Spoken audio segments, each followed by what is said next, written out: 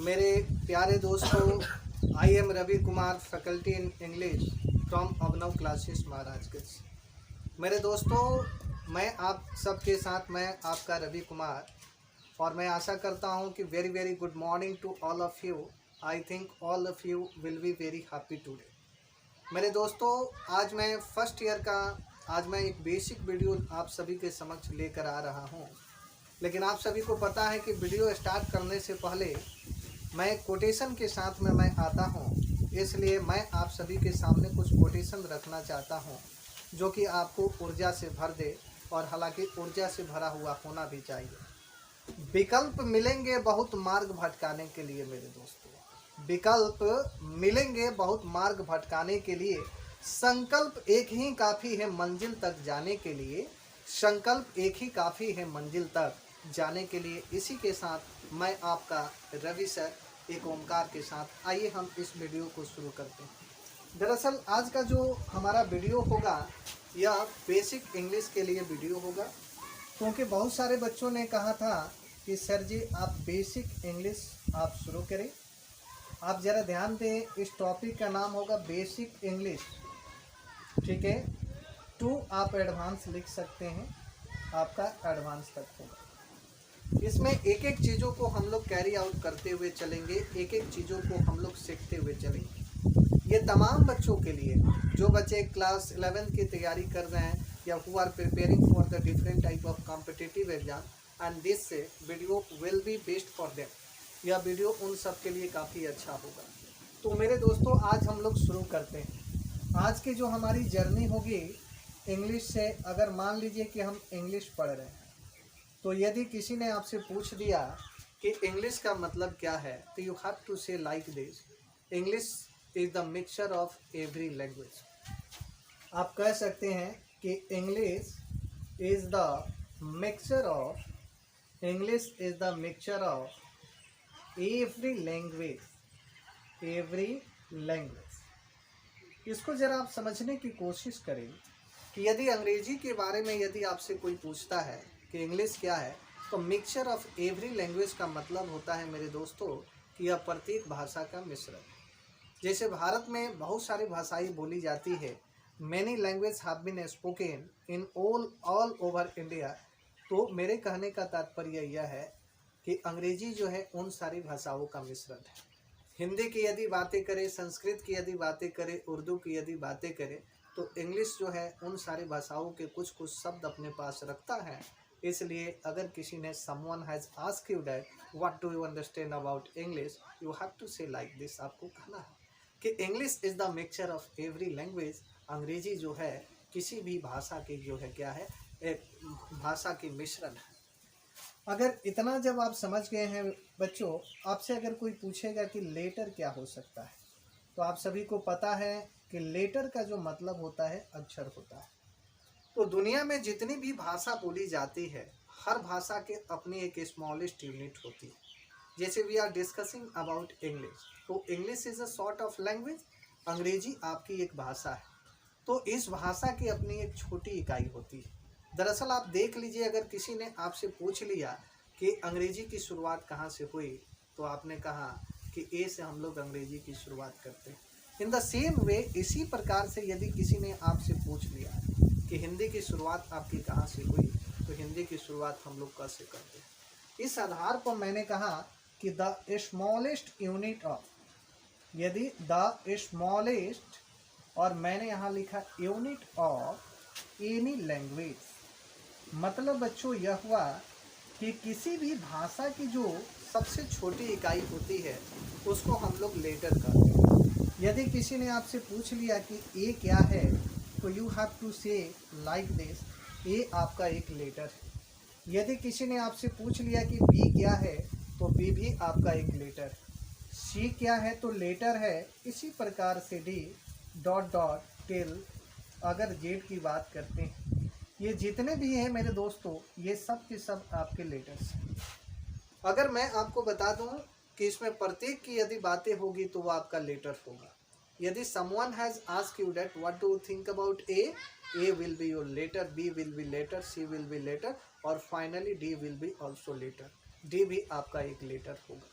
लेकिन आपको पता है कि लेटर की जो संख्या होती है वह आपकी 26 लेटर्स की संख्या होती है। तो यदि हम बोल दें कि ग्रुप ऑफ लेटर्स की यदि हम लोग बातें करते हैं तो वह आपका अल्फ़ाबेट हो जाता है।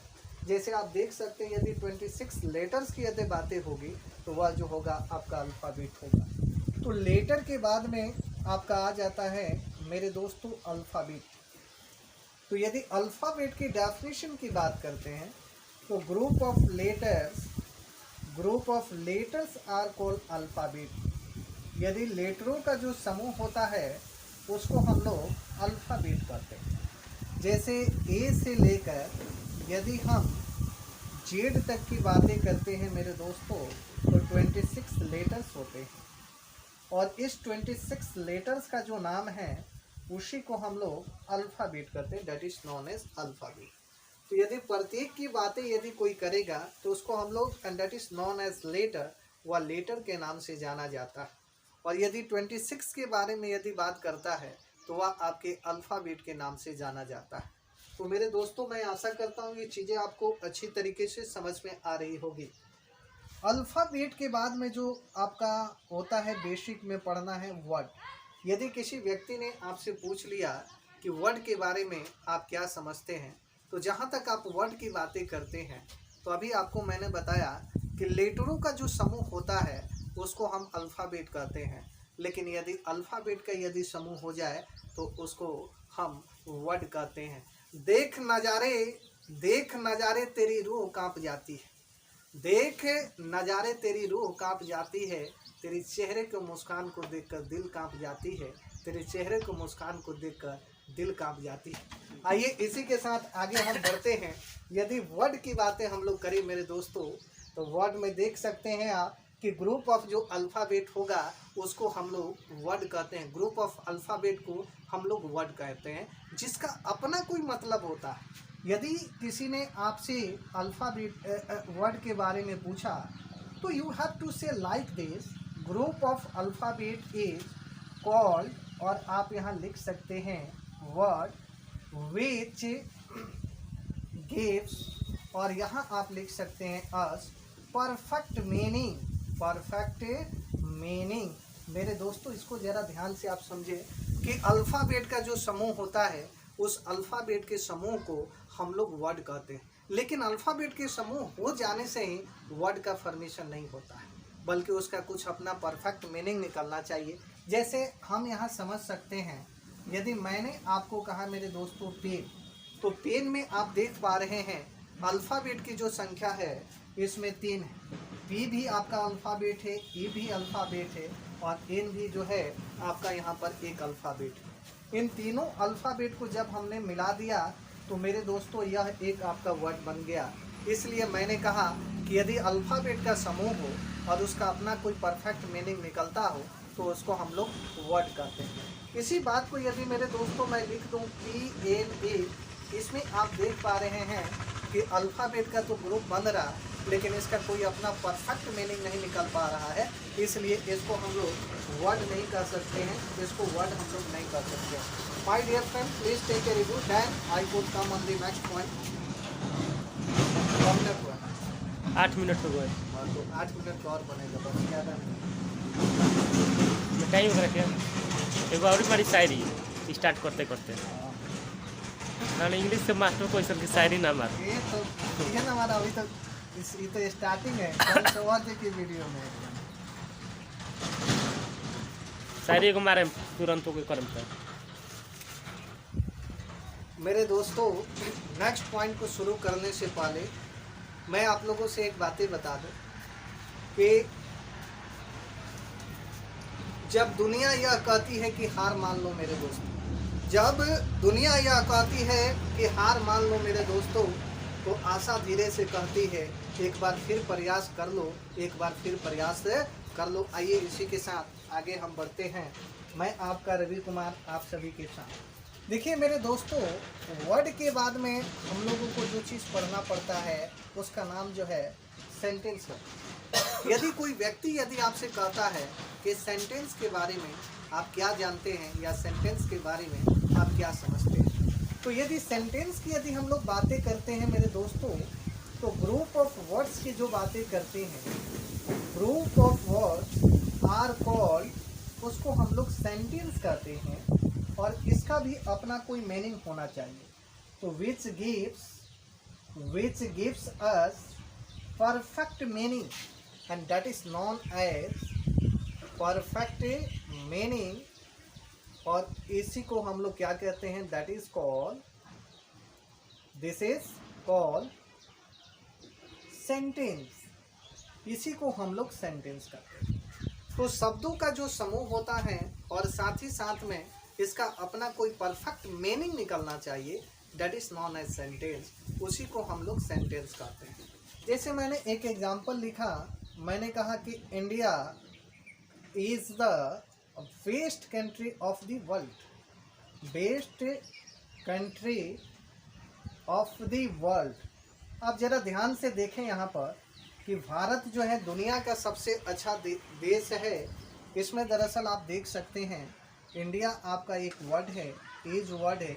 ये तमाम जितने भी देख पा रहे हैं ये सब के सब वर्ड है। मैंने यहाँ लिखा कि ग्रुप ऑफ जो वर्ड्स होता है उसको हम लोग सेंटेंस कहते हैं और इसका अपना कोई परफेक्ट मीनिंग निकलना चाहिए। तो इसमें आप देख रहे हैं कि शब्द का जो है यहाँ पर आपका समूह बन गया है और इसका अपना कोई परफेक्ट मीनिंग है, इसलिए इसका जो नाम हमने रखा है वह आपका सेंटेंस है। इसको हम लोग सेंटेंस कहेंगे। सेंटेंस के अंतर्गत यदि दुनिया का कोई भी सेंटेंस की यदि आप बात करते हैं, आइदर आप स्मॉल सेंटेंसेस की बातें करें या आप लॉन्ग सेंटेंस की बातें करें, इसके लिए तीन चीज़ों की आवश्यकता पड़ती है, सब्जेक्ट, वर्ब एंड ऑब्जेक्ट। और लंग की भी अगर बातें करते हैं तो इसके लिए भी तीन चीज़ों की आवश्यकता पड़ती है, सब्जेक्ट, वर्ब एंड ऑब्जेक्ट। और आप ऐसा कह सकते हैं कि सब्जेक्ट, वर्ब एंड ऑब्जेक्ट जो होता है वह ग्रामर की आपकी बैकबोन होती है। इसलिए हम लोगों को सब्जेक्ट, वर्ब एंड ऑब्जेक्ट के बारे में हम लोग को काफ़ी अच्छी तरीके से समझ लेना है। तो यदि आपसे कोई कहता है कि सब्जेक्ट क्या है, तो सब्जेक्ट को बेटा दो तरीक़ों से बाबू हम डिफाइन कर सकते हैं। उसके लिए 2 वेज होता है उसको डिफाइन करने का। उसकी पहली अगर तरीके की बात करें तो दरअसल यह है कि जब हम किसी व्यक्ति या वस्तु के बारे में हम कुछ बातें करते हैं उसको हम लोग सब्जेक्ट कहते हैं। इसे इंग्लिश में किस तरीके से कह सकते हैं, तो when we say something about any person या thing and that is known as subject. जब हम किसी व्यक्ति या वस्तु के बारे में बात करते हैं तो उसको हम लोग सब्जेक्ट कहते हैं। इसकी पहली डेफिनेशन की बात करें तो व्हेन वी से, और यहाँ मैं कहूँ कि समथिंग, और यहाँ मैं कहूँ अबाउट एनी पर्सन या थिंग, एनी पर्सन या थिंग, इसका मतलब यह हुआ कि जब हम किसी व्यक्ति या वस्तु के बारे में हम बात करते हैं उसको हम लोग सब्जेक्ट कहते हैं। जैसे इसे एक एग्जाम्पल के माध्यम से हम लोग समझने की कोशिश करते हैं। जैसे मैंने एक प्यारा सा सेंटेंस लिखा कि Ram is a good boy. मेरे दोस्तों इस सेंटेंस में आप देख पा रहे हैं कि राम जो है किसी व्यक्ति का नाम है, किसी पर्सन का नाम है। लेकिन इसमें यदि मैं पूछूं कि कौन जो लड़का है वह एक अच्छा लड़का है, तो मेरे दोस्तों आपका राम जो है एक अच्छा लड़का है। और मैंने आपसे कहा कि जब किसी व्यक्ति के बारे में आप कुछ कहते हैं तो वह आपका सब्जेक्ट होता है, और किसी चीज़ के बारे में यदि आप कुछ कहते हैं तो वह आपका सब्जेक्ट होता है। तेरी नूर को मैं देखूं, तेरी नूर को मैं देखूं तो मेरी दफन से याद आती है। तेरे नूर को मैं देखूं तो मेरी दफन से याद आती है। तेरी सूरत को मैं देखूं तो मेरी मुश्किल याद आती है, मेरी मुश्किल याद आती है। इसी के साथ आते हैं, आगे बढ़ते हैं। Ram is a good boy मेरे दोस्तों, तो यह जो है मेरे दोस्तों यह आपका एक पर्सन है, और मैंने आपसे कहा था कि यही आपका सब्जेक्ट है, क्योंकि किसी व्यक्ति के बारे में जब हम कोई बातें करते हैं तो वह आपका सब्जेक्ट होता है, और किसी चीज़ के बारे में यदि हम बात करते हैं तो वह आपका सब्जेक्ट होता है। तो इस सेंटेंस में हम लोग पर्सन के बारे में बात कर रहे हैं, इसलिए जो होगा आपका सब्जेक्ट होगा। इसके दूसरे एग्जाम्पल की यदि हम लोग बातें करें तो the fan is new. Fan जो है, यदि किसी ने आपसे पूछा कि फ़ैन क्या है तो यह आपका एक थिंग है, और किसी चीज़ के बारे में जब हम बातें करते हैं तो उसका नाम भी क्या होता है मेरे दोस्तों, आपका सब्जेक्ट। तो इस सेंटेंस में जो सब्जेक्ट है वह आपका द फैन है। इसको आप एक रिव्यू करें, उसके बाद मैं फिर आगे बढ़ता हूँ। 1 मिनट हुआ। चलिए मेरे दोस्तों आगे हम बढ़ते हैं।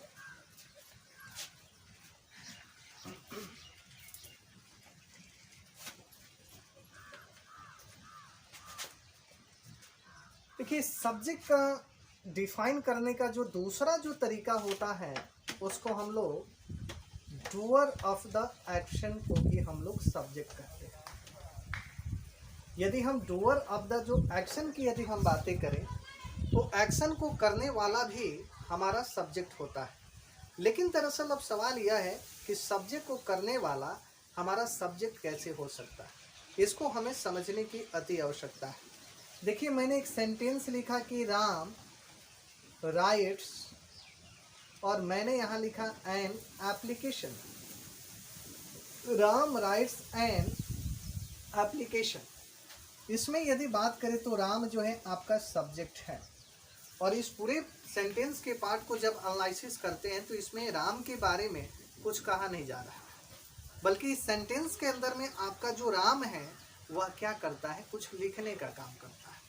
और जो लिखने का जो काम होता है वह आपका डूअर ऑफ द एक्शन। यदि मैंने कहा कि राइट्स एन एप्लीकेशन, यदि मैं आपसे पूछूं कि सेंटेंस में एप्लीकेशन को लिखने का जो काम है वह कौन कर रहा है, तो इसी सेंटेंस में जो राम है वह एप्लीकेशन को लिखने का काम कर रहा है। इसका मतलब यह हुआ कि वह डूअर ऑफ द एक्शन। और मैंने आपको कहा कि किसी सेंटेंस के अंदर में सब्जेक्ट यदि कुछ काम कर सकता है तो वो आपका सब्जेक्ट है। जैसे मान लीजिए कि यह सेंटेंस है, इसमें आप देख पा रहे हैं कि कोई काम जो कर रहा है आपका सब्जेक्ट जो राम है यह इस सेंटेंस में काम कर रहा है, इसलिए इसको हम लोग क्या कहेंगे बच्चों, सब्जेक्ट कहेंगे।